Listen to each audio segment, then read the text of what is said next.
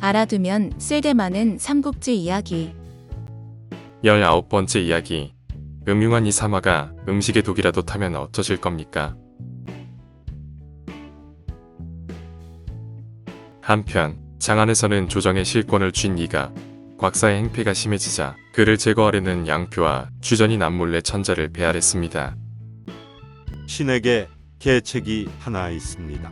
이각과 곽사를 이간시켜서 둘을 싸우게 만든 다음 세력이 약해진 틈을 타서 조조를 장안으로 불러들여 그들을 제거하면 될 것입니다. 양표공, 그 둘을 어떻게 싸우도록 한다는 말씀입니까? 다음 날 양표의 아내는 곽사의 집을 찾아가 그의 아내에게 선물을 전했습니다. 그리고는 곽사의 아내에게 곽사가 이각의 부인과 정을 통하고 있다는 거짓 이간질을 시키게 됩니다. 늦은 시각에 어디를 가시려 하십니까? 이사마가 연회에 초청을 했소. 절대로 가셔서는 안 됩니다. 음흉한 이사마가 음식에 독이라도 타면 어쩌실 겁니까? 이사마는 그럴 사람이 아니요. 절대로 보내드릴 수 없습니다. 울며 매달리는 부인 때문에 결국 곽사는 그날 밤 연회에 참석하지 못했습니다. 이각은 다음날 하인을 통해 술과 안주를 전달하면서 연회에 참석하지 못한 것에 대한 섭섭함을 전했습니다. 그러나 보내온 음식에 미리 독을 탄 아내의 술책에 곽사는 이각이 자신을 독살하려고 했다는 오해를 하게 됩니다. 분노한 곽사는 그 길로 곧장 군사를 이끌고 이각의 집으로 향했습니다. 이각과 곽사가 거느린 군사들이 장안에서 혈투를 벌이자 도성은 아수라장으로 변하고 말았습니다. 와중에 이각의 조카인 이삼은 헌제와 황후, 궁인들을 미호성으로 끌고 가 감금해버렸습니다. 황제를 빼앗긴 곽사는 궁궐에 남아있는 관리들을 죽이고 궁궐에 불을 질러버렸습니다. 미호성에 감금당한 헌제와 황후는 형편없는 대우로 고통에 시달려야 했습니다. 다음 날 양표는 조정 대신들과 함께 곽사의 진영을 찾았습니다. 화가 난 곽사는 조정 대신들을 모두 감금해버렸습니다. 곽사는 양표와 주전은 풀어주었지만 주전은 천자를 제대로 못 모셨다는 죄책감에 돌기둥에 머리를 박아 차결하였습니다. 그날 이후 이각과 곽사의 군사들은 매일 싸움을 벌여 백성들과 군사들만 고통을 당하였습니다. 폐하, 이를 도모하기 전에 이각과 곽사를 화해시키는 것이 좋을 듯하옵니다. 앙숙이 된 둘을 누가 화해시킨단 말이오? 이각과 같은 고향 사람 중에 황보력이란 인물이 있습니다. 그는 학식이 높고 황실의 충성심이 깊은 사람입니다. 헌제는 가후의 뜻에 따라 황보력에게 이각과 곽사를 화해시키도록 명했습니다. 두 분 장군들과 자손 친척들은 높은 벼슬에 올라 계십니다. 이것은 천자의 은혜 때문이라고 할 수 있는데 곽 장군은 대신들을 잡아놓고 있고 이사마는 천자를 잡아놓고 계시니 누구의 잘못이 크고 작음을 가릴 수가 없습니다. 황보력, 이놈, 나를 욕보이기 위해서 온 것이냐? 황보력의 이야기가 전해지자 헌제는 황보력을 불러 화를 입지 않도록 고향인 서량으로 몸을 피하라고 명했습니다. 황보력은 고향으로 떠날 때 이각 휘하에 있는 서량 출신의 군사들을 이끌고 떠나버렸습니다. 이각 휘하의 군사들은 대부분 서량 출신이거나 오랑캐인 강독 출신이었는데 강독 출신의 군사들도 가후의 꿰매 넘어가 대부분 고향으로 돌아가 버렸습니다. 이각은 지금 많은 군사들이 진영을 이탈해서 기가 꺾여 있을 것입니다. 이럴 때 이각에게 큰 벼슬을 내리시어 달래보는 것이 좋을 듯합니다. 경애의 말이 옳은 것 같소. 네, 그렇게 하리다. 헌제는 이각에게 대삼아 벼슬을 내렸습니다. 줄어드는 군사로 인해 근심에 쌓여있던 이각은 큰 벼슬이 내려오자 기쁨을 감추지 못하고 이 모든 것을 구슬잘한 무당들의 공로라며 무당들에게 상금을 내리게 됩니다. 이각 진영의 장수인 큰 양분과 송가는 이각이 구슬한 무당에게만 상금을 내린 것에 불만을 품고 반란을 꾀하게 됩니다. 그러나 반란, 모의가 발각되고 이각은 손거를 잡아서 목을 베어버렸습니다. 또한 성 밖에서 군사를 이끌고 신호만 기다리던 양봉은 이각 군사들의 기습을 받아 크게 패하고 말았습니다. 이에 양봉은 살아남은 군사들을 데리고 서안으로 도망쳐 버렸습니다. 장군님, 큰일 났습니다. 장제가 지금 대군을 이끌고 와서 두 분 장군을 화해시키겠다고 합니다. 뭐가 어째? 화해에 응하지 않는 쪽은 무조건 쳐 없애버리겠다고 합니다. 어쩔 수 없군.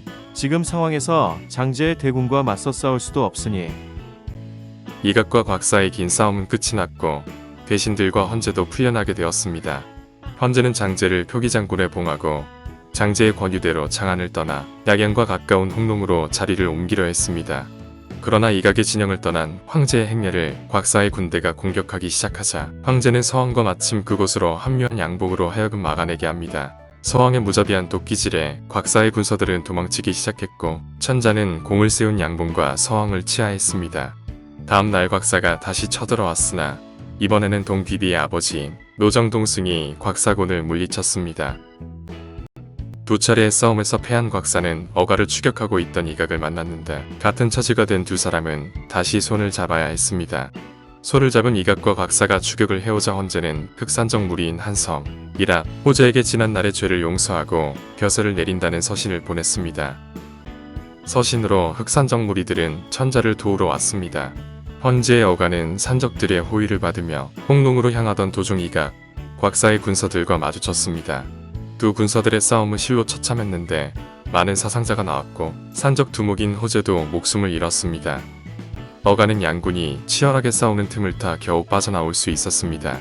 절벽과 강을 만난 헌제와 황후는 겨우 구해온 비단을 이어 만든 줄을 잡고 벼랑 아래로 내려가 배에 오르게 되었습니다. 같이 배에 오르기를 청하는 군사들. 그러나 이락은 배전에 매달리는 자들의 손목과 손가락을 모두 잘라버렸습니다.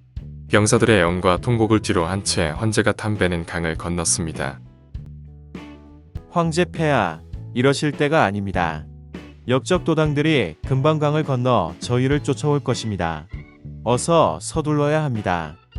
아무리 천한 신분이라지만 어찌 이리 무례하오.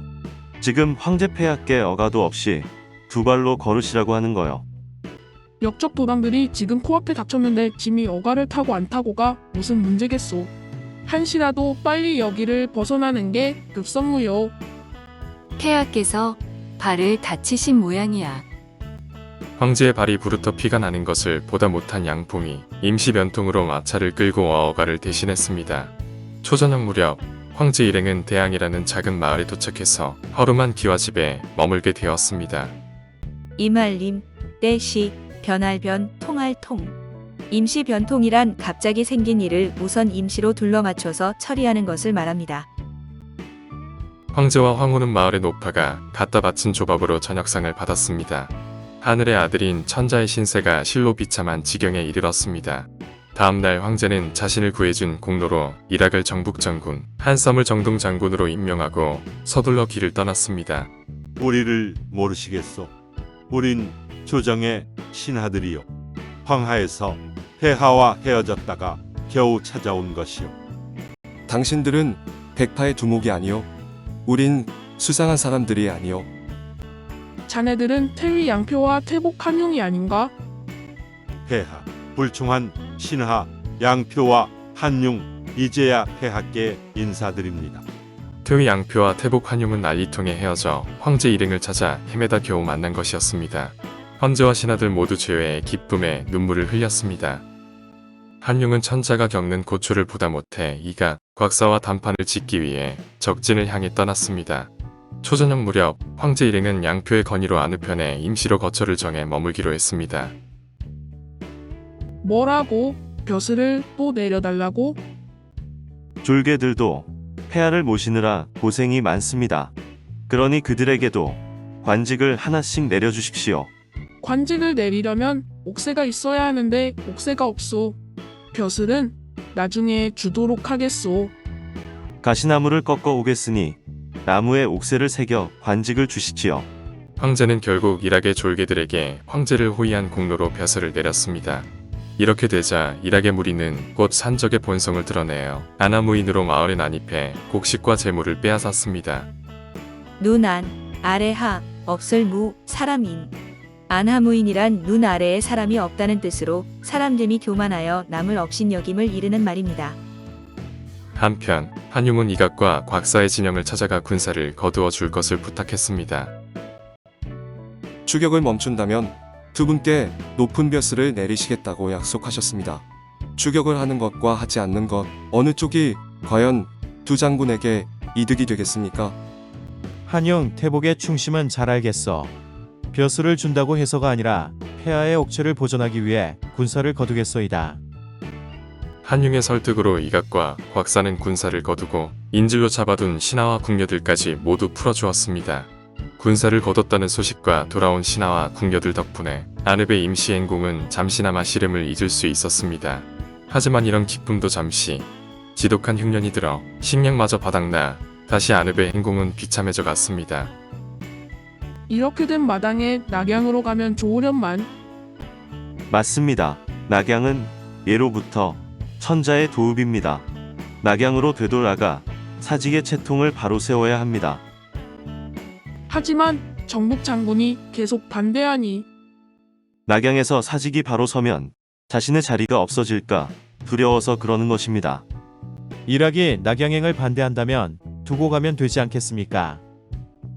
일학이 번번이 황제의 낙양행을 반대하자 결국 조정의 신하들은 일학이 없는 틈을 타서 양봉, 동승의 호위 아래 몰래 낙양으로 출발했습니다. 일학은 반대에도 불구하고 어가가 낙양으로 향하자 이각과 곽사에게 졸개를 보내는 한편 헌제를 납치하기 위해 어가를 뒤쫓았습니다. 그러나 일학은 서왕의 손에 죽임을 당하고 대장이 죽자 남은 졸개들은 서왕의 도끼에 맞거나 어둠 속으로 뿔뿔이 흩어져 달아나기에 바빴습니다. 몇 차례나 고비를 넘기고 도착한 낙양은 너무도 황폐했습니다. 쓰러져가는 초가집이 겨우 수백 채 있을 뿐이었습니다. 궁궐도 없어 임시 궁궐을 짓는 한편 식량을 얻기 위해 신하들은 모두 맨발로 밭을 일구었습니다. 하루하루를 연명하는 것도 힘든 생활이었습니다. 20번째 이야기. 왜 허창으로 천도하실 생각을 하시지 않는 겁니까로 이어집니다.